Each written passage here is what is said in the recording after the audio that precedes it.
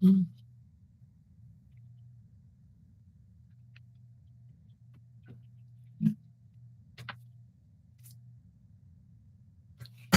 are live.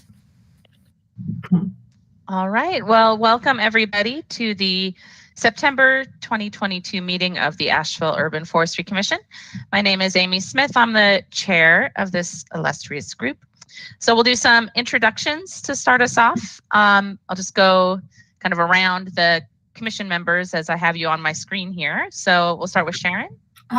Sharon, hi everybody. Sharon Summerall, Urban Forestry Commission and representative for Technical Review Committee. Thank you. Zoe.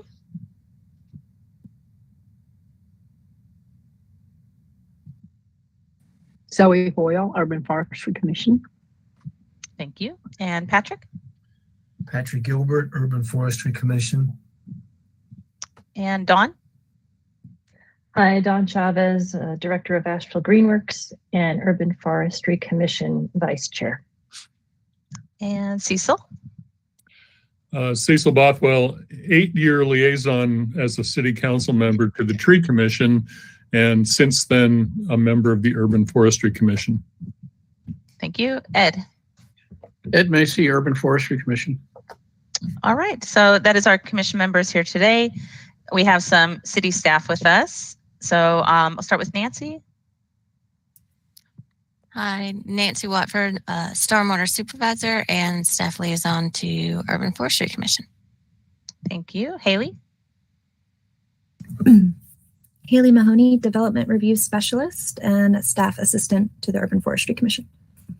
Thanks. And Chad Bandy's with us. Yes, Chad Bandy, Public Works, Streets Division Manager. Thank you. Ricky.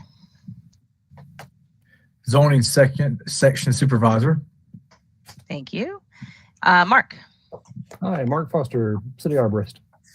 All right. I think that's city staff. And then we also have with us Kim Roney. If you want to introduce yourself. Good afternoon, Kim Roney, Asheville City Council Liaison to the Urban Forestry Commission. Good to have you here. All right. Welcome, everybody. So we'll start off with approval of the minutes from not last month. Our last meeting was July. So if everybody had a chance to review those minutes in the action minutes, we just need a motion and a second. So move. I second. All right, we'll do a roll call vote. We'll start with Dawn. Aye. Ed. Aye. Sharon. Aye. Zoe. Aye. Cecil. Aye. Patrick. Aye. And I vote aye. So the minutes are approved. Trucking right along for public comment. Looks like we have a caller. Yes, we do. Let me see if they have a comment. Caller on the line. If you would like to provide public comment, you should be able to speak now. This is Scott Fowler with Friends of Lexington Avenue, just here monitoring our agenda item. Great, thank you, Scott. It's nice to have you with us today. I'm going ahead to close the line if you don't have any public comment at this time. All right, thank you. Okay, staff reports and updates. So, Mark, if you have a minute while you're here, what do you have for us? Well, it's been a pretty typical August. We just finished out, you know, all the usual running around, getting fallen trees out of the road and taking down dead ones and that sort of thing. And I've begun working on my planting list for next spring. Got about, I think it was 8 CBD tree locations that are on the list so far. I tend to prioritize CBD because of urban heat island effect. And that's about it for right now, unless you have any questions. I have one question. Is there any fall planting or just spring? Just spring. Okay. All right. Is there any other questions for Mark? All right. Thank you. Okay. So I guess Chad and Mark, we have you on here. So in light of actually some tree falls recently, we invited you both to talk to us about the tree removal process. I know this is a bit complicated because of public and private land issues, but I don't know if you all wanted to start off this conversation with some information and we'll see where we end up. Okay. Chad, you want me to go or are you going or what? Sure, if you want to, and I can fill in gaps or whatever, Mark. Okay. Well, the removal process is not super complicated until you run into private property or NCDOT roads or whatever, which is what occurred in the most recent situation you're speaking of. Otherwise, if it's just city streets, the tree is either brought to my attention by a citizen who lives next to it or behind it or whatever, or I notice it while I'm driving to go look at one of those trees that some citizen called me about. And the tree is evaluated for its structural condition and its amount of live leaf area.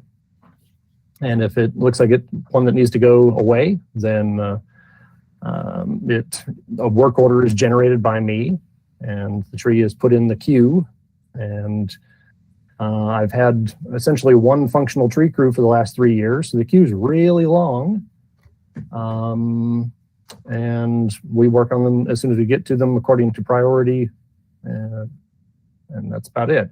If we're talking about this situation specifically on Merriman, the tree was brought to my attention, and I went and took a look and compared the appearance of the tree, its stem angle, and the height of the branches above the road, compared that to Google Street View images from, I guess, going back to 2008, I think is when they started doing that photography. And it was evident to me that the tree is moving.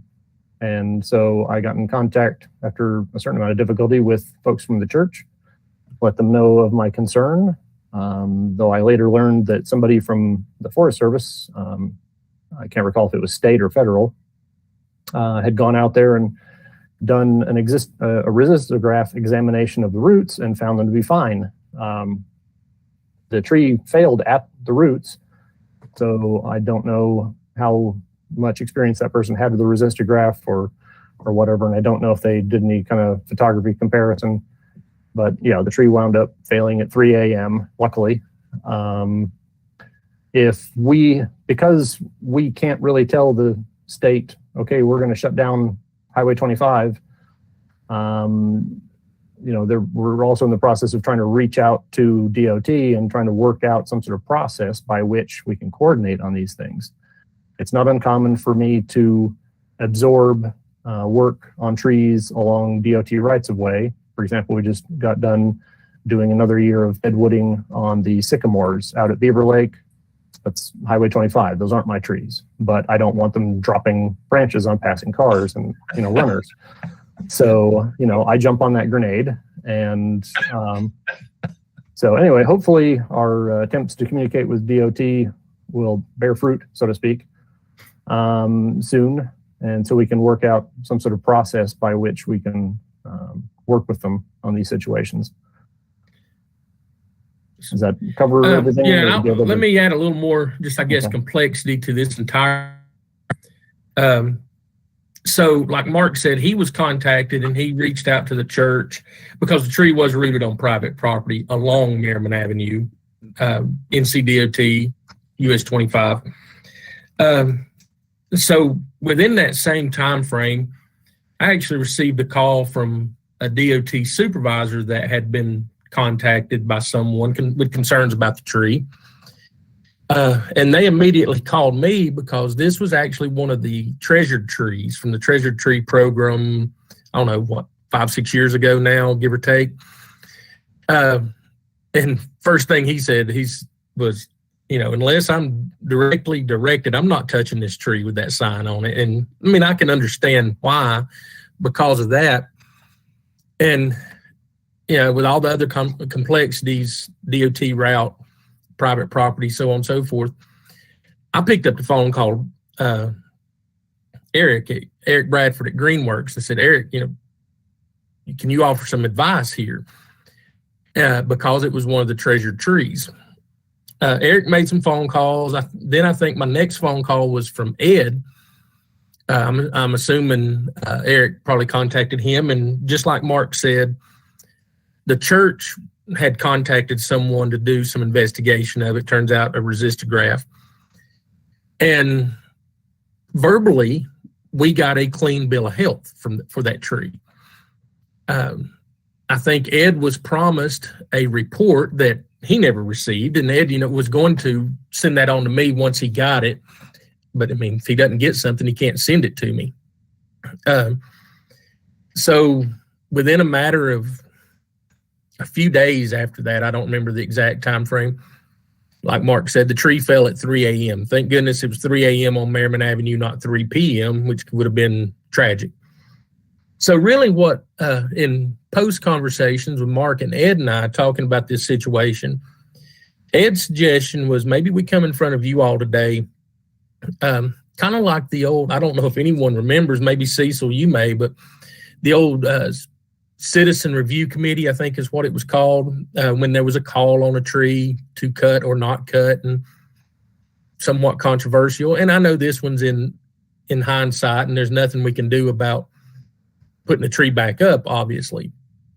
But not so much of was there anything done right or wrong, no fault findings, what we're looking for, but more of, like Mark said earlier, procedural. Because we do have the ordinance in Chapter 20 that says Public Works Director can order it to be taken down. But this one was complex in that it was DOT route, not our route. It is city limits. So, I mean, it's a complex issue there. And like Mark said, we have reached out to DOT. I asked them, I was like, who do they want at the table to discuss this, future issue of such issue, of this kind of complexity? We haven't got that lined up yet, but that is something we're working on. So really, like I said, what I just kind of throw out to the commission today is, your thoughts on future, I guess, these kind of issues. And Ed, I see you got your hand raised. Yeah, there's one more element to this whole discussion that I wanted to mention, and that is that the tree was pretty visible to people in the community as well. And there was a lot of chatter on next door neighbor about the tree and that it was leaning further and further. And when the tree eventually failed, there was more chatter about the city not doing anything about it. Even though the city was, and it was a complicated issue, but I guess there is, for lack of a better word, folks are pretty gun shy about trees falling, especially after the incident that occurred at Biltmore. And so there was this expectation that grew out there that the city somehow respond to this event in a way that assures the community that it doesn't happen again. Because if the tree had fallen at 3 o'clock in the afternoon, the outcome could have been a lot worse. Thank That's you. precipitating this discussion. Yeah. Well, we'll continue the discussion. Dawn, go ahead. Thanks. First, I wanted to say thank you to Mark for taking care of trees that are not really under your purview, and owe you a debt of gratitude for that. And also, so this is, as you said, a complicated issue, and I just want to assure you that the Treasured Trees program, well, its aim is to honor and recognize trees in our community for building awareness and protection for trees. It doesn't offer any legal protection, and I know you know that, but I'm just also stating this for the record. So I appreciate you reaching out to Greenworks, to Eric, to talk about this. And also, if a tree needs to come down, whether or not it has a plaque on it, it needs to come down, and we don't have any say over that. So of course it's your call. It's a shame. I'm glad no one got hurt or worse when that tree fell. And at the same time, it could have the effect of people actually taking down trees more so than protecting them because they're afraid that trees are going to fall. So I wish like you said, hindsight's 20/20, but we can, work together to make the best decision for all involved. And Dawn, I just want to say, I appreciate what you said about the Treasured Tree program. Yeah, we know that if one of those trees becomes a hazard, we don't leave it just because it's a treasured tree. I certainly get that, and I appreciate you verbalizing that. But I brought that up just for the fact that I know Mark and I and city employees are aware of that, and the importance and the significance of trees. But I was glad to see that DOT, when they noticed it, like, whoa, wait a minute, this is not something to be taken lightly, kind of thing. So, but no, I do appreciate you verbalizing that. That's great. I'm glad that they placed some value on that. That's what we're hoping for. Yeah, it was at least noticed. That's a good thing. Yes. Yeah, right. and Greenworks is a partner, and Right. in this, and people do contact us about, even if it's not a treasured tree, about a hazard tree. And so I really appreciate the open lines of communication we have with your department. Thank you. Thank you. Cecil. I didn't see the discussion on next door, but I hope someone corrected anyone who thought the city should have taken care of a tree on private property. I mean, people should know that the city doesn't control trees on private property.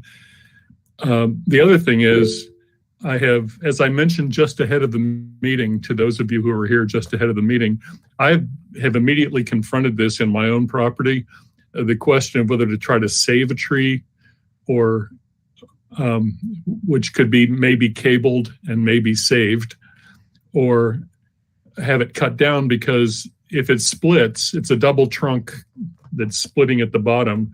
If it splits, it will destroy my vehicles, maybe my house, and maybe my neighbor's house. It's a tough, very tough decision to make. I mean, I am obviously, the reason I'm here is I want to save trees.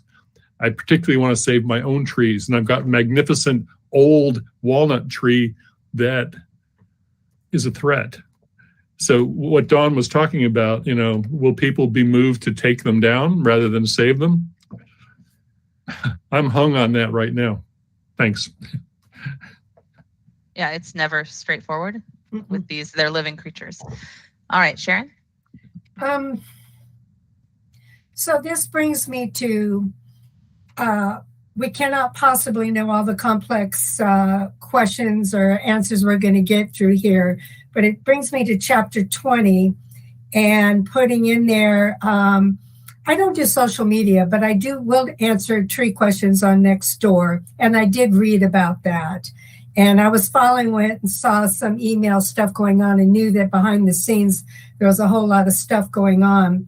So I'm thinking as Urban Forestry Commission goes on, that we're probably going to need some kind of social media guru to respond to certain things when necessary, to let the public know that this is being handled, and that we have some kind of methodology in chapter 20, giving a few scenarios. I mean, we cannot possibly come up with all the scenarios, but in this case, we've got a private tree, NCDOT, it's a hazard, what's our flow chart, and do we have, let's just say Chad Bandy is our contact and he contacts his contact at NCDOT, and we've got some kind of order so that in the future when we get something crazy like this, because we will, it'll just have a different iteration, that we've got some kind of flow chart with it.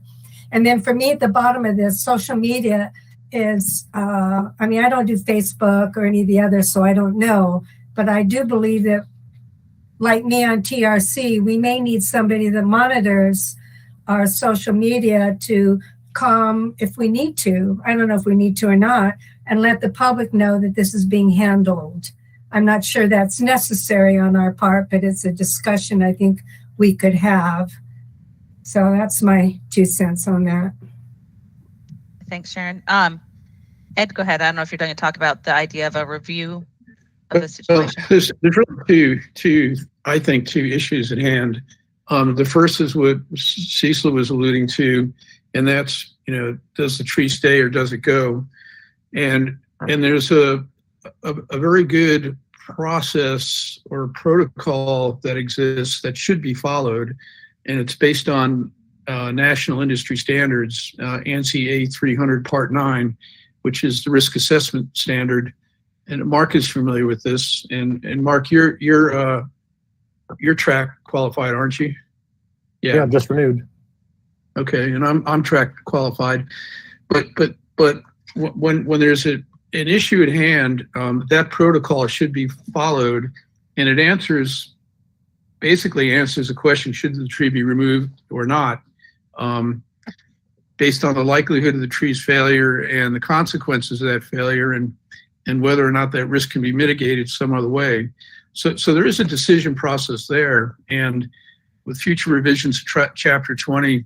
I really encourage the city to adopt that standard as a methodology for determining hazard, because it's a very effective protocol.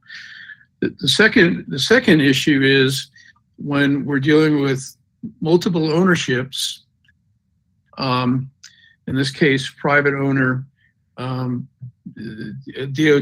but a public perception that the city has overall responsibility for public safety, that there's got to be a protocol in place for making emergency decisions under life-threatening situations, and where the city can make a call to remove the tree, even though the city may not own it, if that tree could potentially kill somebody, as was this case.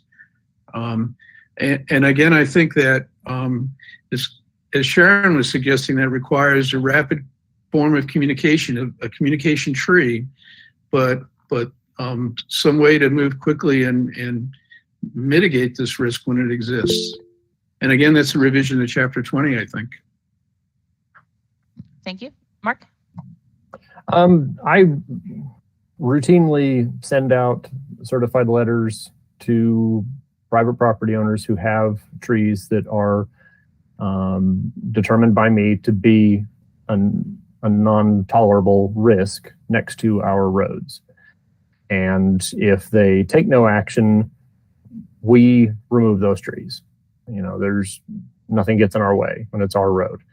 The problem with this being DOT's road and a 4-lane highway really hung me up this time around, because trying to close DOT's traffic lanes without their blessing or participation, the state doesn't take well to cities telling them what to do. You might have noticed.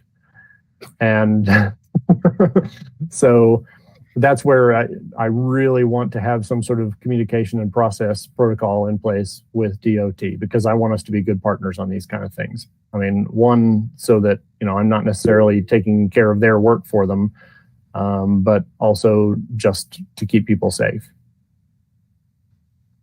All right. Ed? Ed, you're muted.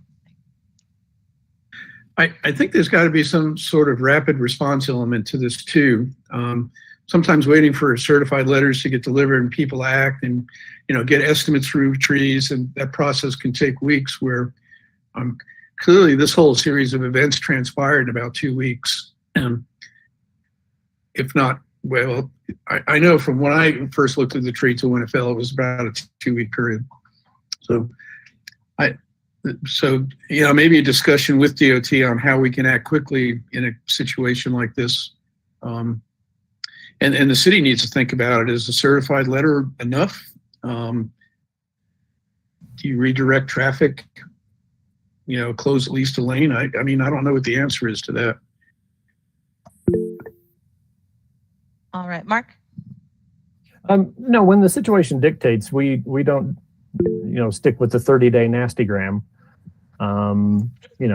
So, we're aware that time is of the essence in a lot of cases. And so this last one really had me wound pretty tight. And I'd had communication with the property owner, so the 30-day letter, that's usually the icebreaker, with someone that I can't go and reach any other way, or it's a situation that, is fine to last until we can get to that tree in our, high priority to-do pile.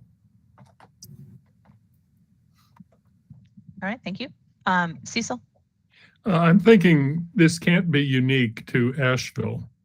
there must be other cities across the state that have state roads going through them that have had tree issues. And I wonder how we can find out how it might have been handled elsewhere. That's a good point. Yeah, Cecil, that's a good point because as many of you, I'm sure, are aware that DOT is happy to basically have us maintain every road within the city except for U.S. primaries or primary routes, numbered highways, US 25 in this case, and interstates. So, and you're exactly right, Cecil. A numbered primary going through a city is not unique to Asheville. I mean, that's probably every municipality in the state. All right, Patrick? So I would recommend that the policy working group work with city staff to put together the protocols that Ed and Sharon has suggested. So we have some movement on this. And I believe, Ed, that when we revised Chapter 20 and we got to the assessment portion of that ordinance, that we did include that assessment protocol that you mentioned earlier in that. All right. So Patrick is suggesting that the policy working group be the body to take this on further for more discussion, ensuring that as a group, whatever we can do to assist and communicate with city staff to work through these issues and avoid them in the future. So I don't know if we want to vote on that or if everybody's just good with shuffling it on over to the policy working group. I'm sure the working group is good with dealing with that, but I just wasn't sure if anybody else wanted to be a part of that. We could change up that configuration of people if we needed to. Yeah, Amy, before any of that, I'll just add that, if myself or Mark can be of any assistance on that of, what is city policy, capability, so on and so forth, we're happy to be involved. And then also as we have response from DOT about follow-up conversations, because and like Mark said, I think the action is pretty clear when it's cut and dry. It's going to fall in our road. This one we're bringing in another partner. That's what makes it more complex. So as we have those discussions, we're happy to report to the policy group, policy committee, or if need to come back to the whole group. We're happy to. Just let us know. I appreciate that, Chad. Yeah, I take that for granted. We know how to get a hold of y'all, so we can do that. But if you're already in communication with Ed, for example, he's on the working group, feel free to loop me in on any of those messages for coordination. But yeah, we know how to get a hold of you guys. And what we're talking about is the working group has proposed revisions to Chapter 20 and worked through some of those already that we're hoping to work with Public Works and others to get some of those revisions implemented. So this would be working together with that piece. And if need be, clarifying things, like you said, for communication and whatnot. So I would like to ask Mark if I can establish that my walnut tree will fall on the road in front of my house. Can I get the city to remove it instead of spending $2,200 to $7,600? Well, if I see a notch face cut in it, pointing it toward my road, I'm going to get suspicious, Cecil. Okay. Yeah, no. Yeah, city's not there for that. All right. Any last comments on this or questions? As a note, we did have this as an item in new business as well, but I believe that this will suffice for the conversation for this particular issue. All right. So as we meet for the policy working group, we'll see about a look backward, look forward, how we can coordinate the different groups on this issue. Really appreciate your time, Chad and Mark. And Amy, I am going to have to jump off. I've got to catch a flight here this afternoon, so I've got to get ready for that. No problem. Thank you for being here. Thank you. Bye-bye. Bye. All right. Next on the agenda is the an update on the hiring process for the urban forester. So Nancy, do you have an update for us? Or I can take it. I mean, not really. So not really. Chris Collins and I are working on creating what is called the PDQ. So it's this document that we send to HR that then helps establish the roles and responsibilities that we're pulling from the job description that y'all, so back up, job description. Ed and I think Amy and a couple other folks were really instrumental in helping develop the job description with us. So we're taking that, putting it into our HR form and working on getting the position established. At then which point we can post the position and start the interview process or recruitment process. I think Chris and I's target is to have that up and rolling hopefully by the end of the month. So I think our goal is posting by the end of the month. I know we have a work session on this tomorrow to hopefully complete the documentation that our HR needs to be able to establish, like, how does this fit in our organization for other people's roles and responsibilities, and how do they align to make sure that they are classed correctly, that sort of thing. So that's where we are. Any questions? Yes. Go ahead. When you have the position announcement, can you make it available to us so I can get it out into my network? Absolutely. That was that is on our things to do list. Great, thank you. Yeah. Yes. Nope. Okay. Was that okay? That was it. That's Thanks, it. Nancy. Were there any other questions? All right. Thank you. And then we have the tree protection ordinance report. You can all see on here where we have fee in lieu, canopy planted, canopy preserved. Sharon? I know, Nancy, we've had a bunch of CBDs. Have they just not come through yet in order for us to include them in the fee in lieu process? Probably not. So the fee in lieu, I pull this report and I can show y'all. I'll actually share a document with it. But I pulled a report based on issued and or closed, which is our minor subdivisions. It's the way. So like a project that has gotten to approval and is, going to happen. And so I'm giving you real numbers, not numbers of projects that may not move forward, that sort of thing. So I think that the CBD projects that we've seen come through haven't gotten to final construction permitting, which is where we're still not seeing those numbers come up yet. Yeah, because some of these CBDs are a couple years old. So, but I do know CBD takes a long time to go through the process with design review and et cetera, et cetera.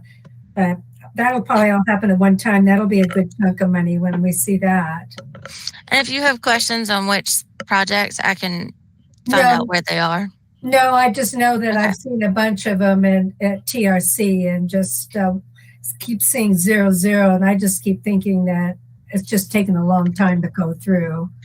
It is. We don't require this. They get assessed at the final when the planner sign is their kind of final step, because sometimes it's a moving target a little bit, and then they have to get paid before we issue the permit. So it's kind of one of those final steps.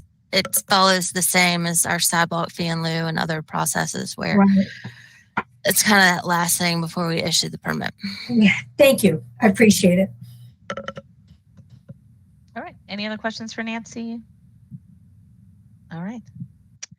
Moving on to old business. So we have our working groups that are still in operation. So the policy working group, let's start with, I don't know, Patrick, if you want to talk about the 719 revision and the possible issue along the Grove Park Inn golf course.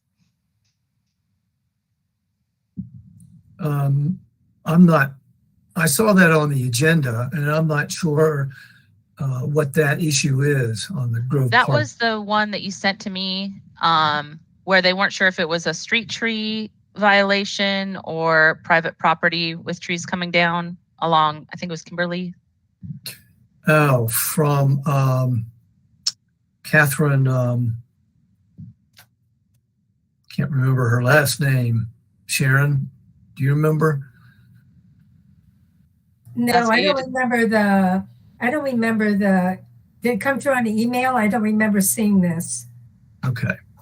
Otherwise, I'd have looked it up on the Buncombe County GIS to see if it was private or if it was public.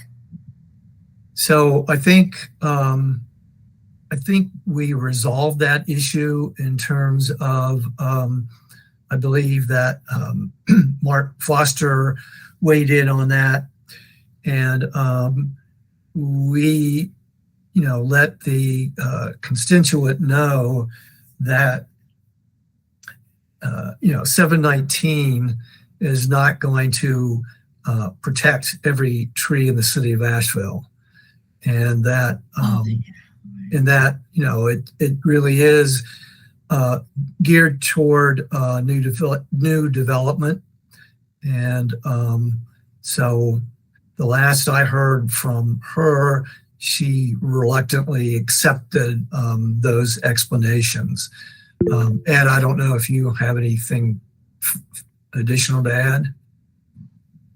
So it sounds like that particular issue was private property and not covered in the ordinance. I remember it now. It was a development on Patton Avenue, but not Grove Park. Yeah, that's why. That was a development that Ed was involved in with Greenworks or the tree protection long time ago, walking the property with them. But the development happened before even 7-11-3 happened. That's right. That was down on Patton, down on Lower Patton. So yeah, and I sent her emails. I have all the information. I Exceled it, send her all the violation reports. There was no violation. So, and that's because all of this occurred, the development way before anything was in place. Okay, so we don't have a specific issue. Okay, so then backing up, the policy working group is working with the city to go through revisions to 719, the tree canopy protection ordinance. So that'll be worked on and amended soon. So we're currently working with the city on their revisions. Anything else there from the group on chapter 19 or article 19, pardon me.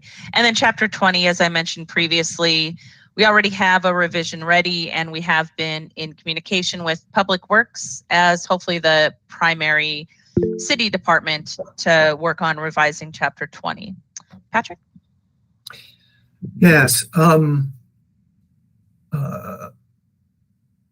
I sent Greg Schuler the link to the existing version of the chapter 20 revision that Ed and I and the policy working group worked on.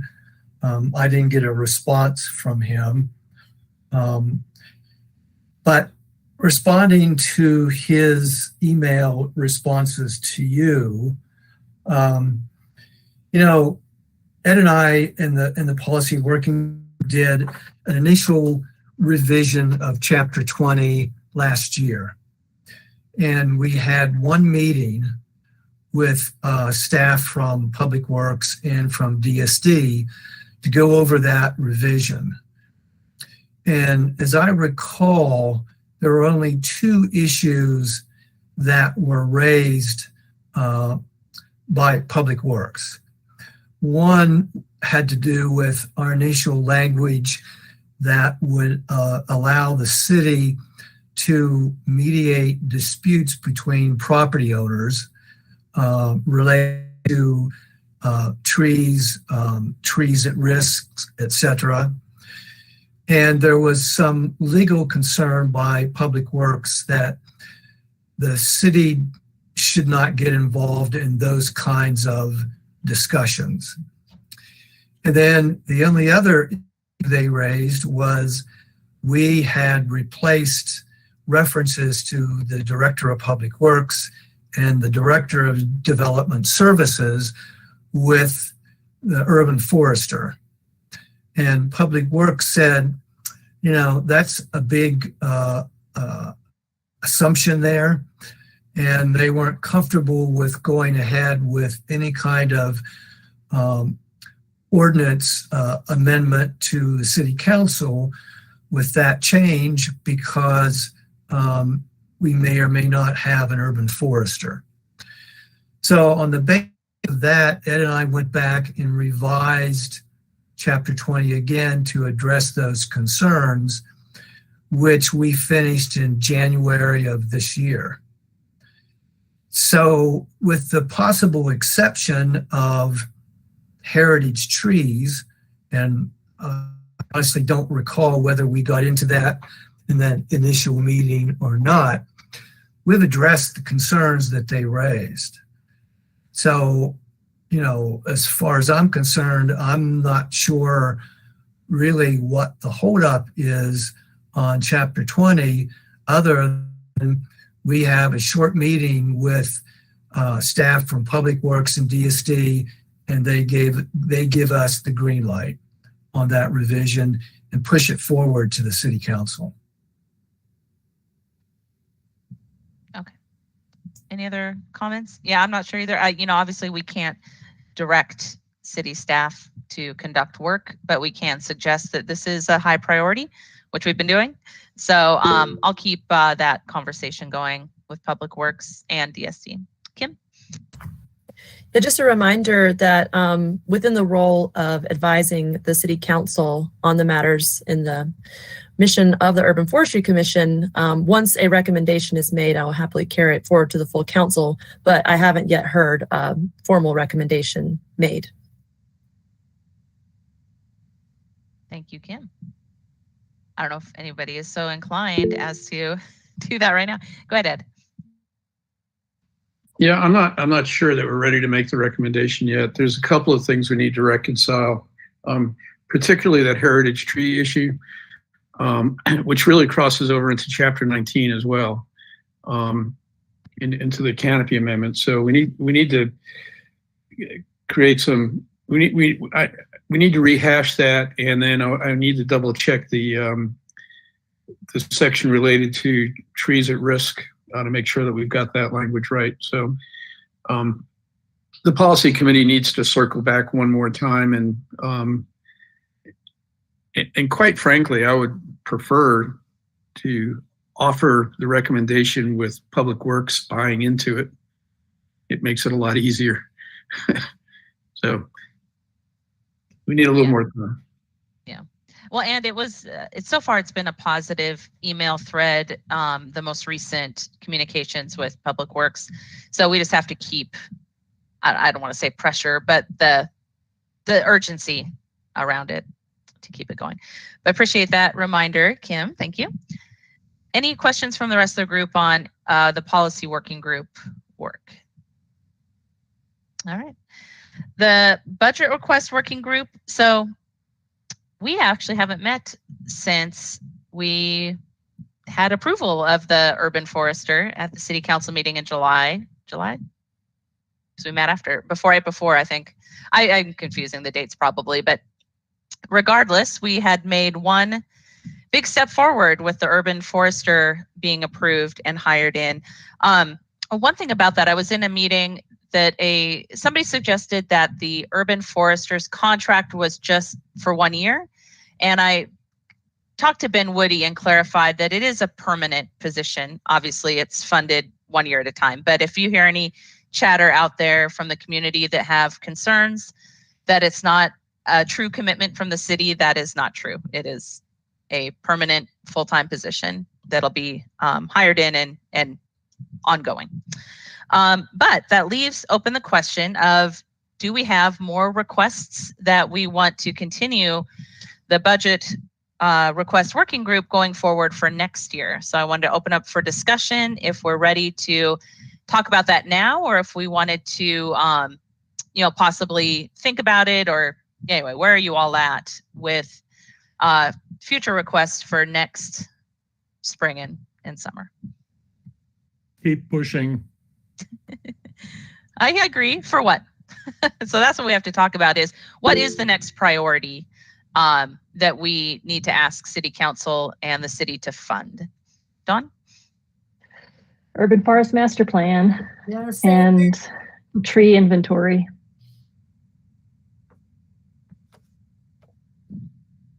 All right. I see a lot of nodding. Who was that? Ed, go ahead. No, I was just going to say I concur. We just keep pushing. All right. So, Dawn, go ahead. Just thinking too, the care and maintenance of our existing trees, the program for that is deeply underfunded. We have a backlog of, I don't know how long. Mark was saying it was really long. And I'm not sure what the cure is, if it's more funding or more staff, which requires more funding. But I think we should consider that as well as we're looking at funding opportunities. And I think the plan builds the argument for that, builds the case for enhancing the management and maintenance program. Mark? Well, like I had mentioned earlier, in the last 3 years, I've been running on one tree crew, essentially. It's just kind of a conglomeration of the pieces of the two tree crews. We've not been able to attract and retain people to fill those roles. We get applications sometimes from people who are not very desirable candidates for one reason or another. And the people who would know what they're doing or have any kind of a previous experience or whatever, especially positions you can't just train them up to the level they should be in that position. Like a lead climber, for example. That person has to have years of experience. You can't just teach them, when they come to us. And so, we had our position study and everything here recently, and there's an increase in pay, but it's still not keeping up with the market. But then again, even the private sector is having a heck of a time attracting and retaining good people for their positions. We're not the only people with a help wanted sign hanging out. So I would love it if we had more assets to put toward this stuff, to maintenance of our trees, caring for our trees. But it's a bigger situation than just, what we've looked at so far and what you all were saying. I have a question, Mark. Do you have Question mark. the ability or power to pivot that funding to subcontractors? No, not really. I have a contract line, and it's been getting better some years lately, but contractors charge twice what it costs us to do things. And my contract line will usually, cover around a dozen work orders or something at, twice the price of us doing it. And that doesn't make a very big dent in my to-do pile. My to-do pile for high priority work is 2 years deep. That's, your dead trees next to a road, next to somebody's house, that kind of thing. Or line of sight problems at intersections where people, if somebody runs a red light, somebody's going to get T-boned kind of scenarios, those kind of things. That happened to me last week. Yeah, sorry. Yeah, it Was it in city limits or somewhere else? City limits. It was tall weeds. Well, yes. Don't even get me started on the mowing program that we've had such a trouble with this year. The medium priority stuff, which is, things that, yes, that would be good management for us to take care of that situation, that kind of thing. You're looking 3, 4, 5 years, that kind of stuff. But we also have an urgent pile, which luckily isn't as thick. And that's things like extremely fragile dead trees next to the road, for example, like ash trees. I don't know how familiar the group is with ash trees. As soon as Asian or emerald ash borer kills an ash tree, it seems like instantaneously it turns into this brittle, mess, and stems this thick, can break off pretty easily with minimal wind loading or anything. And so I put things like that, real high up, and we were able to get to those, far quicker than 2 years.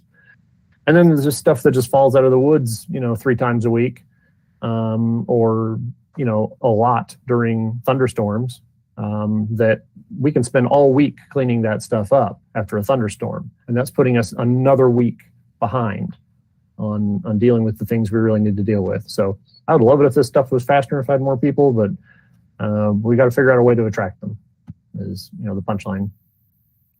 Honey? Well, I don't know. Maybe. You try it. I was like, what, are you talking to me? Just I go by sugar normally. Yeah. all right. Thank you, Mark. Dawn, Yes, go ma'am. ahead. Got a punchy group this afternoon. I just had a question maybe to address in the committee, but with funding for, say, a tree inventory, would that come through, like which department would that come through? Would that be through Public Works or Development Services? When we did the tree canopy study, it was channeled through Public Works because we were under that at the time.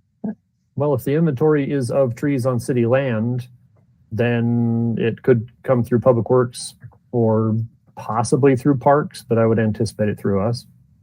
That's a good point. I would think it would have to be Public Works as well.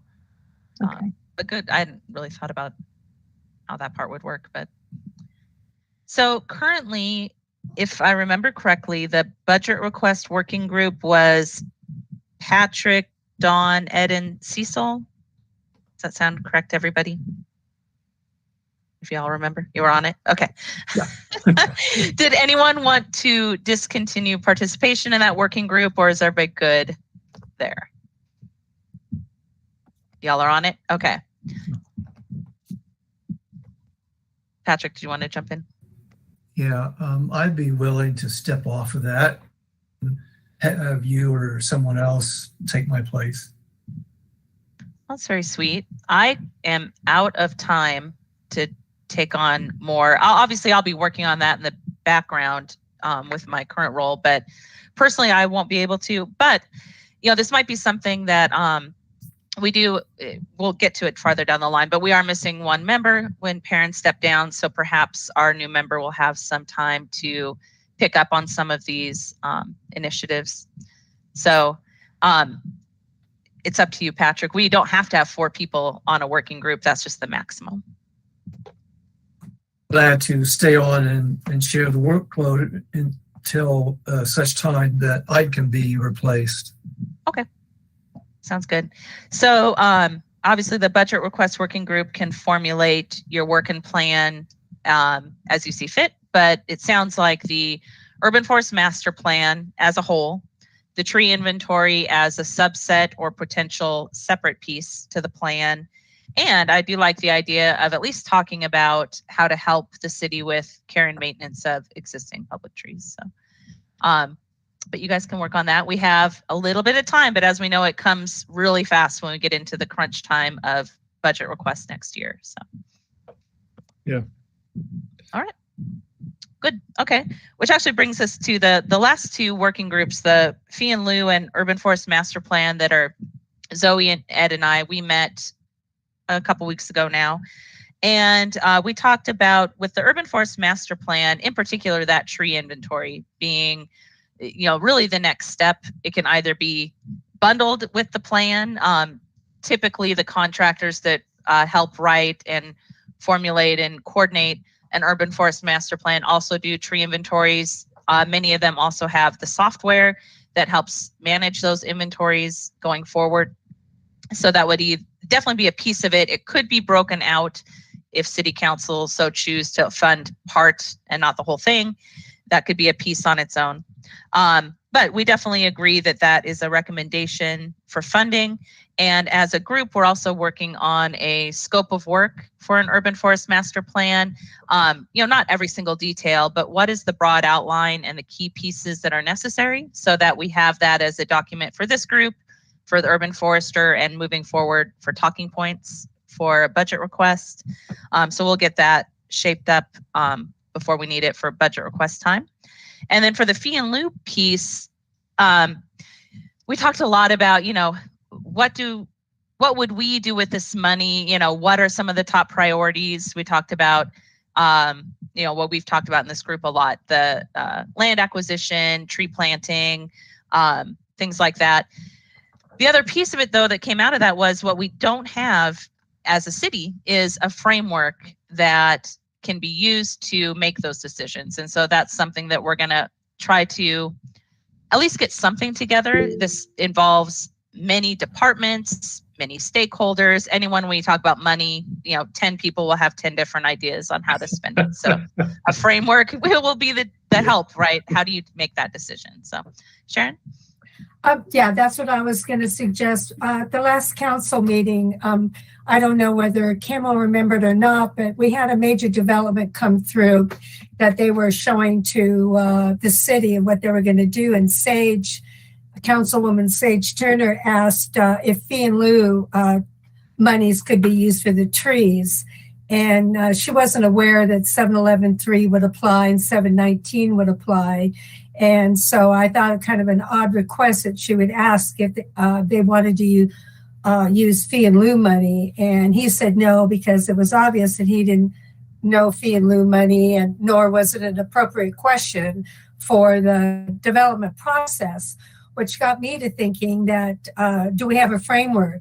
Do we know who's going to the order of things? Who gets to assign monies to whatever development? And can anybody ask and say, hey, I need some money over here to do this tree type of thing? So it got me, when I heard her ask that, what shocked me, I went, well, because I'm not part of that group, I didn't know whether we'd even gotten to the part of what's the order of things.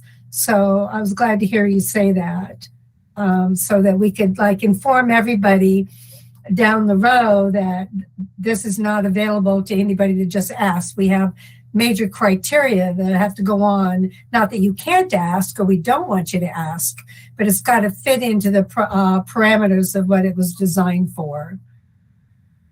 Yeah, you're exactly right. Other than how the ordinance was written, there is not a framework in place. And that's what makes it complicated because, we're hoping to put this together because it won't be just the UFC obviously deciding, there's going to be so many other people. And like you said, other potential uses that maybe we're not envisioning off the bat. So yeah, it has to be broad and flexible and yet specific and targeted.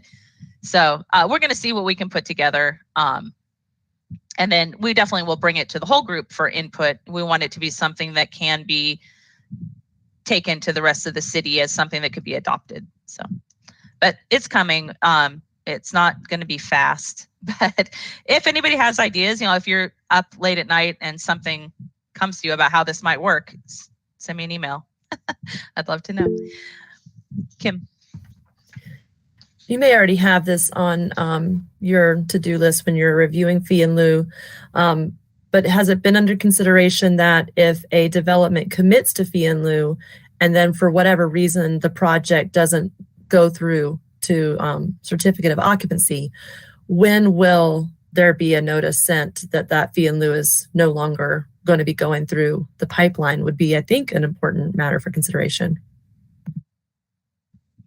Yeah, I think I don't know if it's exactly like that, but there is, in the reporting we get, there is, what do they call it?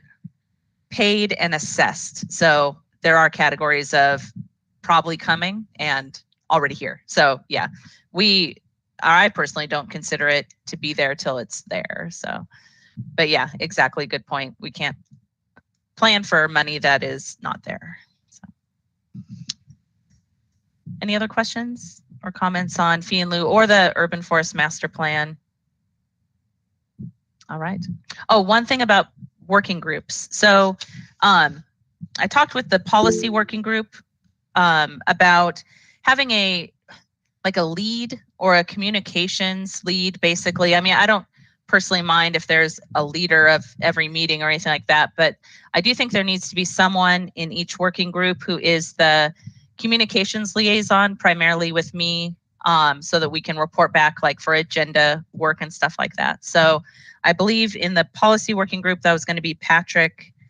So just somebody in the budget request working group will need to take on the role of leader, just to keep the communication flowing so that as a group we know what's going on.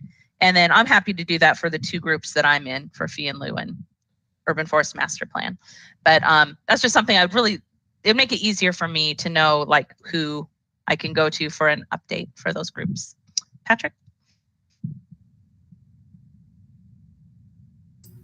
Was there ever a determination made whether or not fee in lieu money could fund the urban forest master plan or part of it?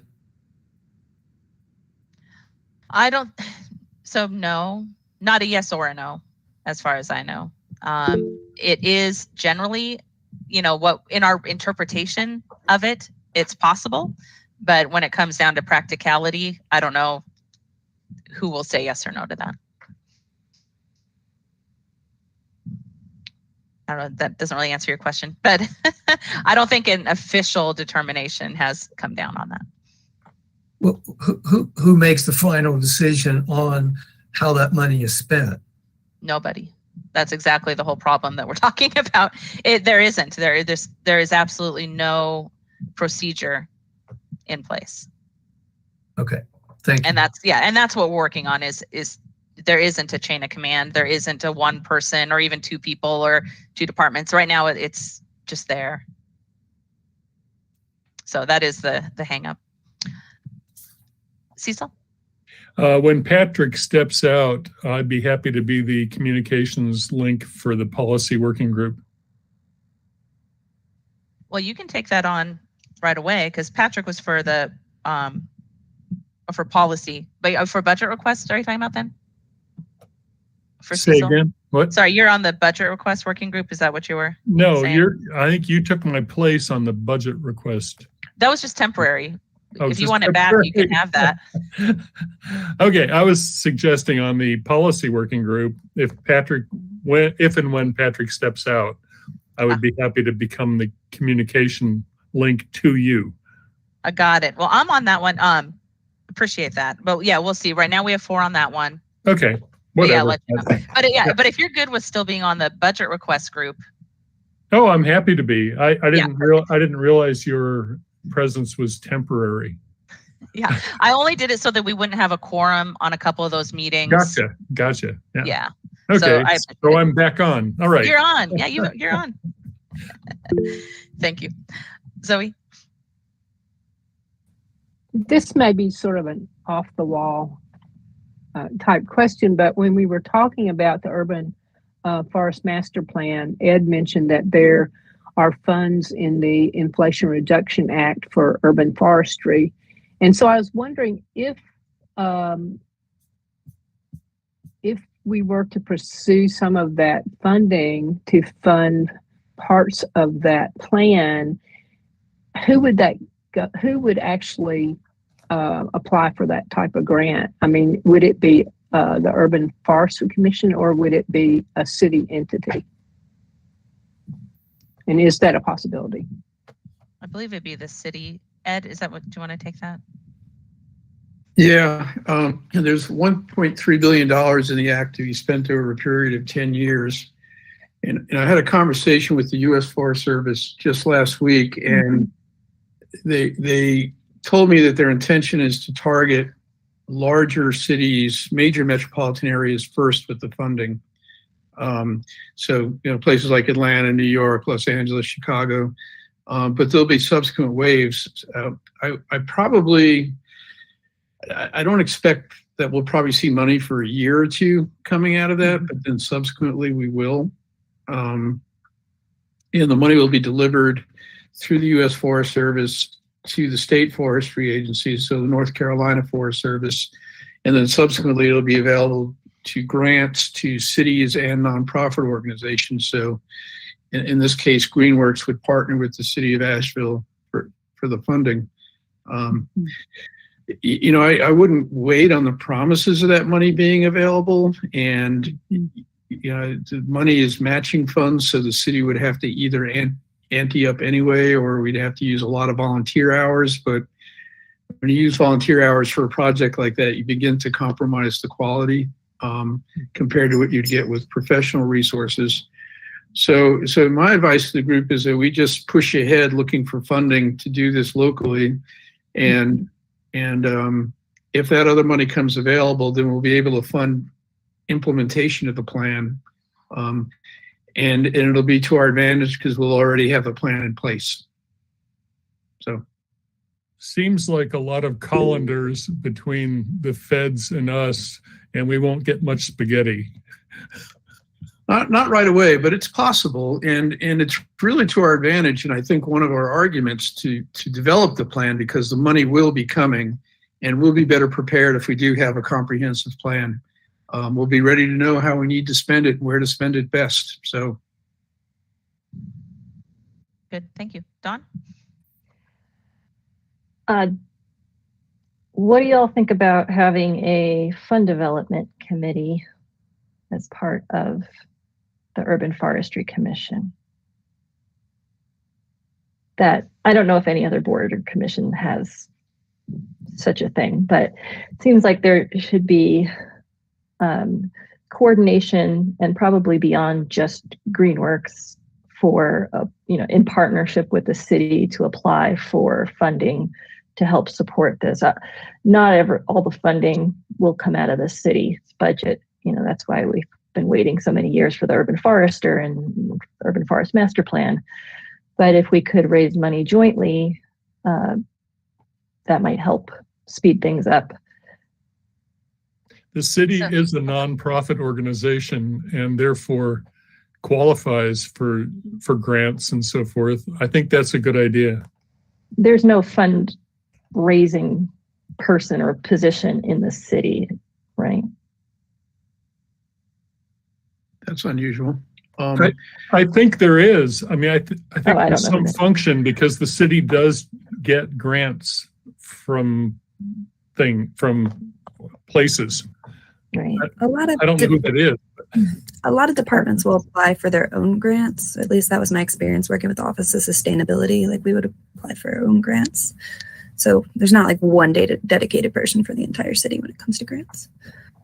Well, perhaps we should extend the responsibility of the budget request committee and just change it to budget request and fund development. And begging for money. I think it could fall under there, as long as everybody on that group is good with that. At least to start the work, or at least the conversation. If it ends up being different or bigger, then we can talk about breaking that off. Okay, that sounds good. Does that work? Okay, cool. And so, yeah, I like the idea of, because that also meets one of our goals that we've talked about in the past of coordinating more with other nonprofits. We had Riverlink here, and there was some good traction there. So, perhaps that could be where we branch out to those other relationships as well. All right, Zoe. So I do have some past experience with grant writing, so I might be willing to take Patrick's place if y'all want me to. It's up to you. On the budget committee. You volunteered to step off. If you're volunteering to step in, there's a you can space stay for as you. long as you want, Patrick. I'm fine with that. All right. Okay, so I'm going to put Zoe. So that'll be Ed, Dawn, Zoe, and Cecil. Coordinate amongst yourselves and loop me in, especially if you need any assistance or help reaching out to anybody. So. Cool. All right. I'll put in a plug for this Thursday. There is a river redevelopment summit at New Belgium, starting at 10 to noon. If anybody is interested in, I'll be there. I don't know what it's going to be about, but it sounds exciting. So see if we can start some of that coordination between the trees and rivers. All right. Good working group discussions. All right. So next we have the boards and commissions realignment. Just a brief update. I know Sharon and I have been trying to stay on top of this as much as we can. It's a shifting target, but where we stand right now is the city has in writing committed to pull back from the idea that any boards and commissions will be eliminated or merged for now. The city council committees are going ahead with their realignment. It's just a change up of how city council and their committees work. They're setting specific goals and work plans, which is wonderful. And I actually think that's something that as a group, we've done a good job of in all the years I've been on the UFC. We have had clear goals and plans. And so I think my takeaway from the commission realignment is to keep working till they tell us we can't, or for some reason we're gone, but to continue with having clear goals and plans and communicating those to city council through our liaison, which we are very thankful for being here as much as she is. So I don't know if there's any other questions or comments around that, but I think that's our path forward, is to do quality work and make sure that the city knows about it. So, all right. Sharon. Sorry, I couldn't get my hand up. Some of you may be getting in email a survey about questions on what works and what doesn't work. The subcommittee group that I'm on surveys will meet in person and talk over what should be sent out, ask the survey questions. So if you get it, be honest and fill it out to the best of your ability, because it's the only way we're going to find out what works and what doesn't work with boards and commissions. And I mean, I'm always saying that we work great. Everybody knows we work great. We're a fabulous board and commission. So, but there's a lot of them that are not. And so we've got to find out where they're failing and how they're failing, so we can either dismantle them, regroup them, or change the tactics. So when you get it in the email, please fill it out and send it to wherever it's going to go back. So thanks. Thank you, Sharon. That's right. Yeah, be on the lookout for the survey. All right, anything else? Good. So the Duke Energy Rankin Street project that we had a big discussion about it at our last meeting. Currently that's on hold. I don't personally have any other information about it except for that it's just a big pause. I don't know of any plans in any direction on that project except for that it is not right now. So I don't know if anyone else has any other updates. If anything comes through, I'll certainly update everybody as I hear, but I don't have any other information other than nothing right now. I think that's where it is. All right. Haley's going to update us briefly on the remote meeting policy. We talked about that for a moment at our last meeting, but there's an update from the city. So it sounds like later this month, the council is going to be voting on kind of like a final decision on the policy of whether or not we're going to move forward with an option for remote meetings for boards like ours. I think the more quasi-judicial boards and that sort of thing are going to be required to meet in person. But it's my understanding that advisory boards will have a selection between remote or in person. But the catch here is if you agree to remote meetings, then you're locking yourself into that policy for a year. Our meetings would be held remotely. So that's something we kind of want to discuss and see kind of where we land. So when council votes later this month, if they do decide to move forward with that option for remote, we'll know what to tell the city clerk's office that we've decided. All right, Cecil? As I have advocated repeatedly in these meetings and elsewhere, I recognize that in-person meetings give a lot of feedback from facial expression and so forth that it's different than online. But at the same time, if the Tree Commission, the Urban Forestry Commission's intent is to green the city, I don't see how we can argue for everybody driving to a central point when we can do this. I mean, I think our discussions here seem valid. I think they work out. I think we are able to achieve group decisions and thinking. And I think we got to quit driving as much as possible. That's my point. Thank you. I believe what I read in the last email that came from the city is that we would have, and I don't think we're required to do this yet. I think it would be our next meeting, if I'm not reading it wrong. City council decides if they're going to follow the policy or implement this policy. Then the advisory board has a chance to vote, and it has to be a 2/3 majority vote in either direction to either be in person or remote. And then, as Haley said, if we choose remote, you have to commit to it. I assume if you choose in person, either way, it's a commitment for a period of time. So at this point, I don't think, we can discuss, but I believe we should anyway wait until that city council directive to actually have a vote. So, any other questions at this time?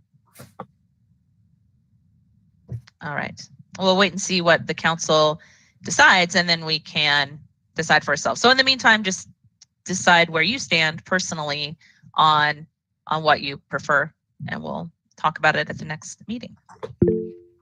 Nancy? This came out in the email that was sent to y'all about this update. But there is public comment options at the boards and commissions meeting on September 13th at 1 p.m. And it's in that email. So. All right, thank you. Okie dokie.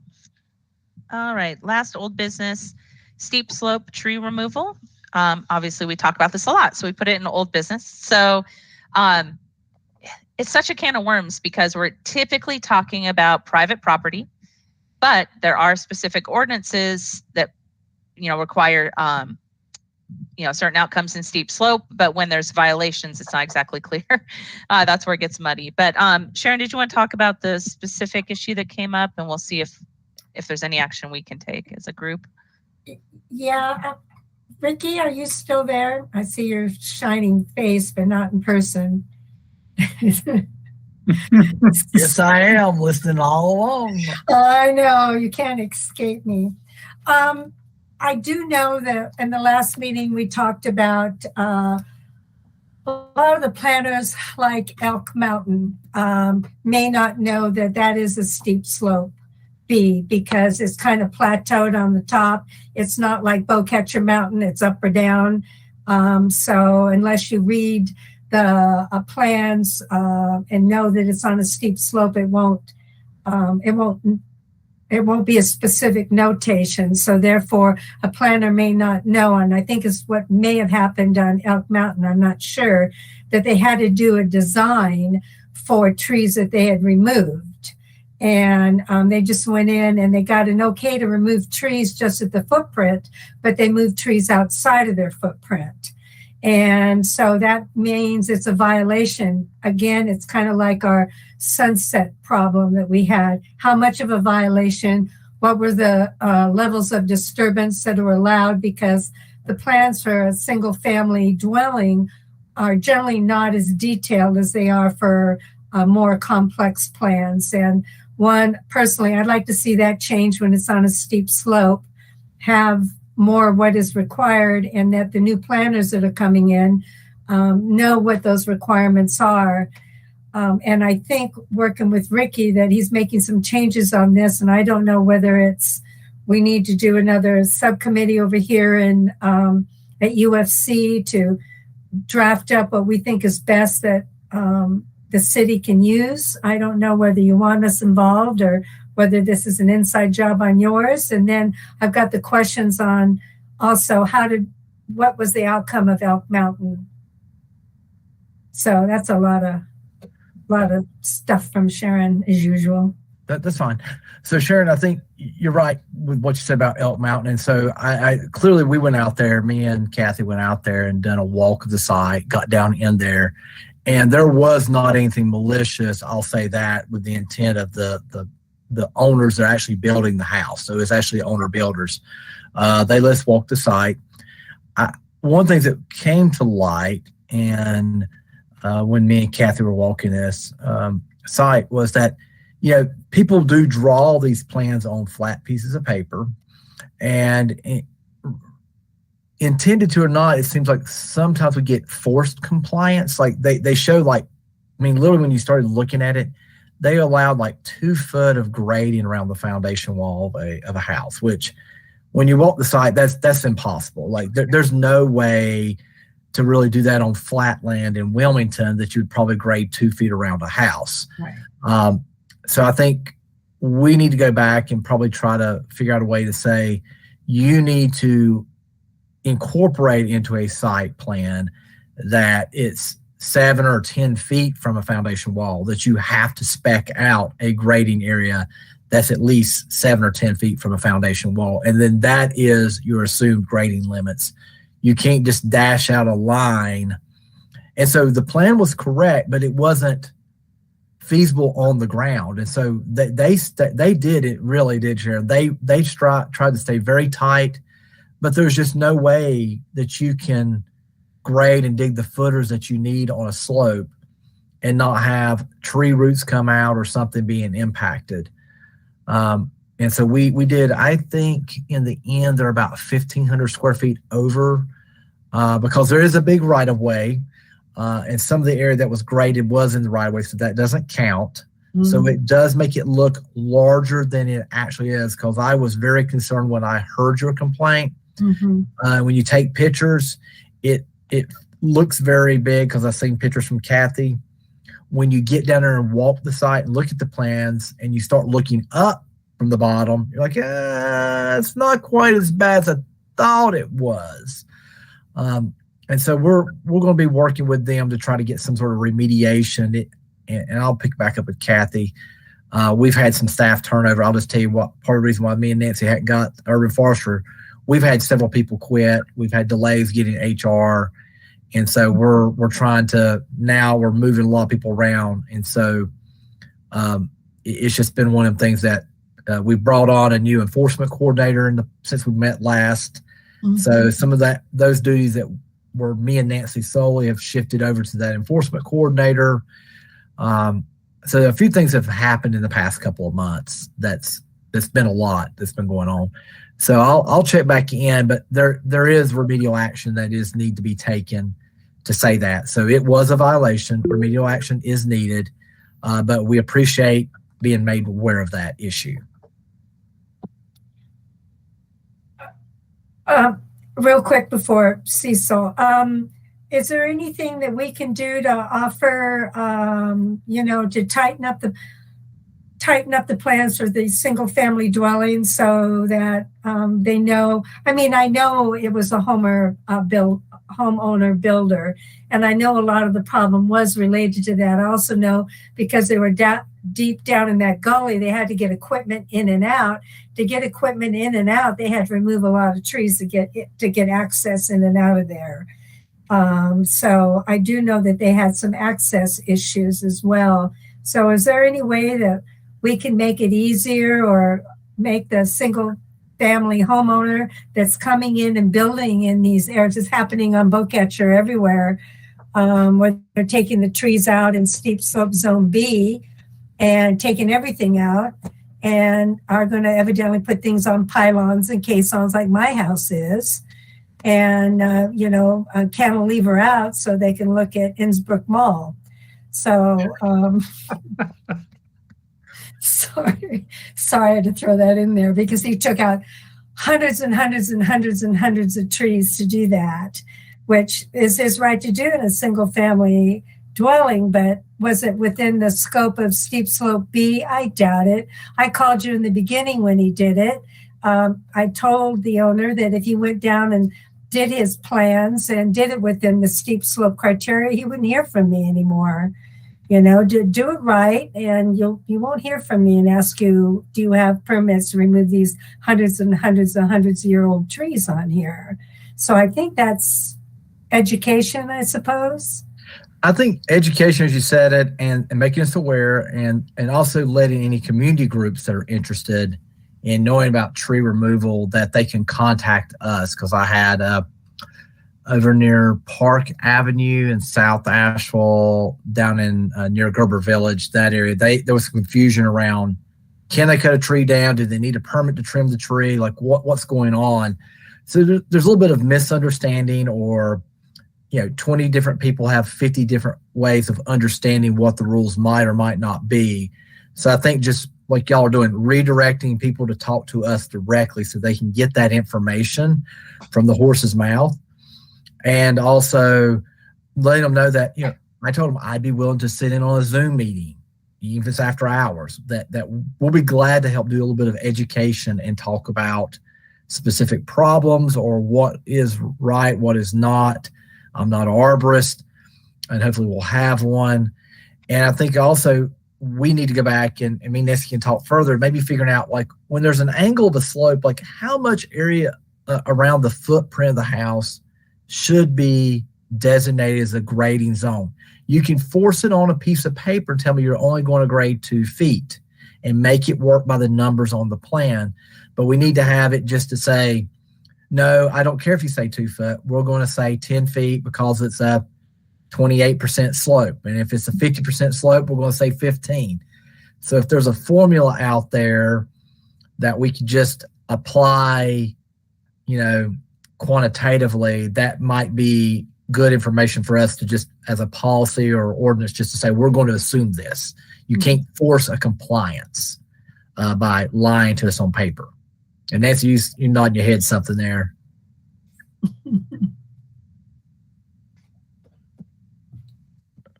No, I mean, I agree with you. And no, you can't. 2 feet disturbance is not realistic. No. So, well, and yeah, building code has some things to play into this too. Yeah. So I think if there's any resources out there, I know y'all are very knowledgeable about that, just because it just is what it is.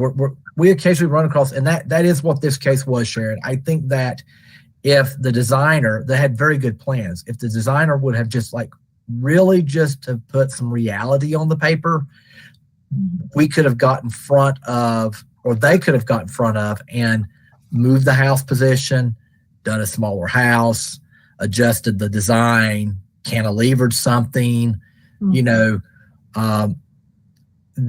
I'll just tell you the truth, when I got out there was trees that, they were still standing, but the critical root zone had been violated.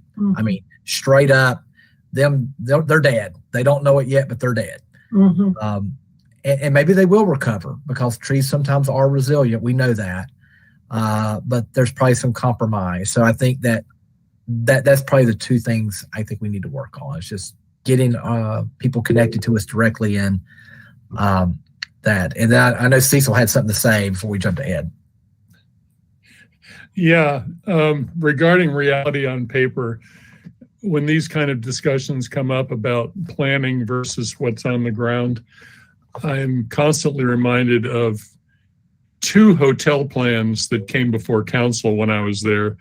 One is across the street from the Habitat for Humanity Restore. That plan came through with palm trees illustrated in front of the buildings. And then the other one was the hotel near the the Grove Arcade, which came through with seagulls flying in front of it. And it made it very clear that none of the architects involved had any clue about Asheville. No. Ed? Just a second, I lost you.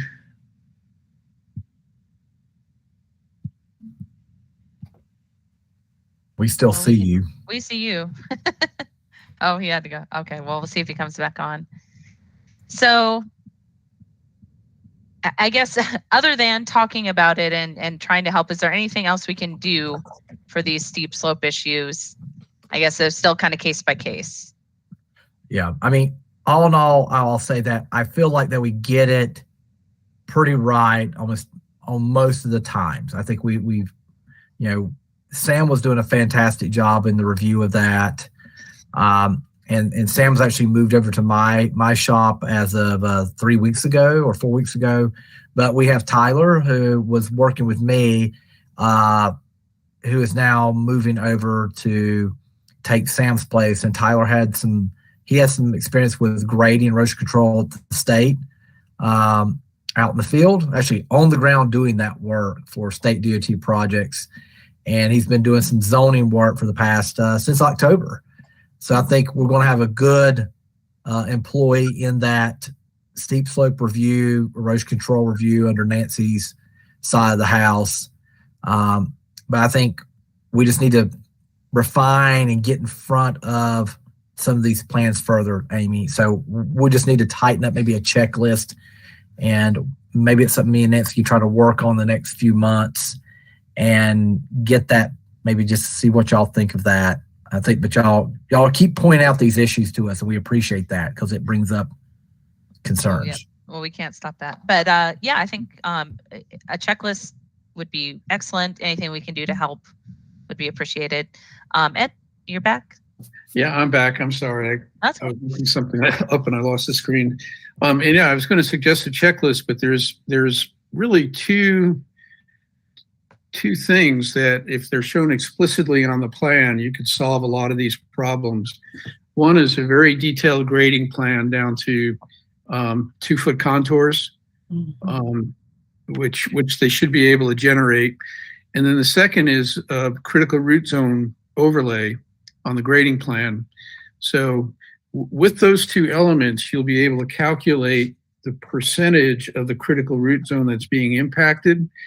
And if there's anything more than 20%, the tree should be considered destroyed. And it's just a simple process like that would, and I do that all the time with plans on building construction sites. It's really not that difficult if you have a good civil engineer and you get those grading contours. That tree root overlay will give you the information you need. So. Yeah, I'll just say that as we worked through this process, just to say this critical root zone, we've had Nancy orchestrated some training earlier this year for us out in the field. Very eye-opening. A lot of staff got to walk sites. I'll just tell you the truth. We've been out to a couple final site inspections, and we've caught some TCP areas that had been violated and got plans amended, got corrective action before we accepted that area. So just to let you know that we're out there looking at that, and we just the expertise that Ed's talking about. We are learning a lot, and we're discovering for some stuff with street trees, things that are being claimed for credit, things that are being planted in the right of way. We've discovered a lot of actions that were maybe on the design side and the review side that are not quite working out like they should be, according to the practices that Ed, you specifically have mentioned. And so we're starting to bend that curve already and have been doing so over the past year. So just know that this is a lot of information y'all provide to us is very helpful to our teams. Yay. That's great. Wonderful. All right. Well, let's keep it going. Appreciate your time here, Ricky. Thank you so much. Thank you, Ricky. Anything else? Okay, good. Thanks, Sharon. And yeah, we literally cannot stop bringing you the issues because that's what we hear from the ground. So, yep, we'll do that. All right. That's it for old business. So for new business, we had the Merriman Avenue tree issue that I believe we have hashed out, unless anyone wants to jump in there again. Otherwise, we do have an opening for a new member. So that opening has been advertised through the city. Please let anyone that you think might be a good candidate know so they can apply. Previous applications do stay in the system as well. So Dawn and I will be getting a batch, basically when after a month passes, then they forward me the applications. I'll get together with Dawn and we'll look through them. If anyone else has a burning desire to be a part of that selection process, let me know. I'm happy to loop other people in. But basically, as a group, we go through those. And honestly, we're really looking for semi-professional credentials. We definitely like active citizenship, citizens coming in and talking about it. But because we're a specialty group, we do look for some level of specialization in urban forestry. Again, not that it's the only requirement. Believe me, we look at everything. But we'll put together a recommendation that'll come through and go to City Council. Sharon? I'd like to recommend that we have someone that can read plans. I know an urban forester, I have hope will do TRC, but I don't see that in the future. But it'd be nice to have someone that worked with the urban forester that can also look at plans as well and just know what's going on. It's been really advantageous for me to be able to be on TRC, look at plans, and talk to everybody. I'm afraid that once it goes into an urban forestry, it will just go into that department and be gone forever and just follow a process, because none of us will get a chance to look at the plans in the preview. We only get it in simplicity after it's gone through its process. All right. Well, we'll look for that. I hope someone with that skill. Yeah, I'm just saying, having said there, that I really think it's essential, but yeah, not necessary at this point. All right. All right. Thank you. Kim? As a member of the Board and Commissions Committee, it would definitely be helpful when the chair is asked to make recommendations, or if the group would like to make a recommendation as a whole. That if you have a very specific skill that you're looking for someone to bring lived and professional experience, to go ahead and communicate that as well. Yeah, I don't think that specifically plan review was in the current iteration of what we're looking for, but if you know someone, again, who has that skill, they're welcome to apply to the opening. All right. Thank you, Kim. Anything else with that? Okay. That was all our new business. Dawn, did you want to go over your Greenworks update? No, it's there in the agenda. I would just to review. Oh, I do want to say something. So you can see we have our tree giveaway, which we're renaming our tree adoption event on October 30th, and it's going to be at the Buncombe County Sports Park, where we have our tree nursery and orchard. And from 10 to 2, the sign up will be online ahead of time, and spaces fill quickly. So be on the lookout for that, and let your folks in your neighborhoods and community know about that as well. That's open to all Buncombe County residents. And then we have I guess I call it more of a lack of staffing update. We decided to move ourselves away from AmeriCorps volunteers so we could reduce the amount of turnover each year and the energy that goes into training folks to run programs that are really above an entry-level AmeriCorps positions skill level to begin with, and to replace those positions with permanent staff. So we had a person in AmeriCorps who was working on community forestry for the past 4 or 5 years, and we're changing that to a permanent position, full-time, yet we are carefully designing the position to meet our growing needs. So we haven't even posted it. We're not close to posting it right now. What that means is that our capacity to carry out our programs is reduced. We're still doing, and we still have to take care of our 4,000 tree nursery and our orchards and give programs, yet we are not taking on any new efforts. We have a lot of requests come to us about either trees of concern or areas like properties that are going to be developed, people concerned and wanting to save those properties. We just don't have the bandwidth to really respond to the degree that we may have in the past. However, once we do get a community forester on our staff, we'll have much increased capacity. Our Treasured Trees program is all volunteer right now with some staff support. As it has always been, we do appreciate that sort of effort. We have our tree protection task force as well. So we rely heavily on volunteers, but we're ready to take our urban forestry efforts to the next level. And to do so, we need to increase our staffing. So I'll keep you posted on that. Well, I think overall that's good news. I'm excited for that. Excuse me. All right. Anything else? We just need a motion to adjourn. Sharon. So I make a motion to adjourn, but real quick. Can we get Duke? Do we know if they're going to show up on a meeting or not? Has anybody been in contact with them?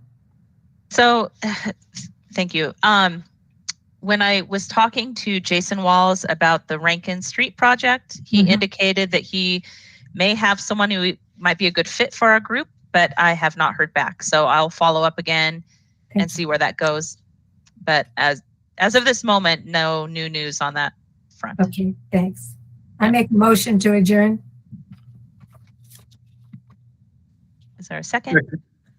Thank you. Roll call vote. Dawn? Aye. Ed? Aye. Sharon? Aye. Zoe? Aye. Cecil? Hi. Patrick? And I'm aye. Thank you very much, everybody. Good meeting. Let me know your working group updates as they happen, and we will meet next month. Thank you. Have a good day.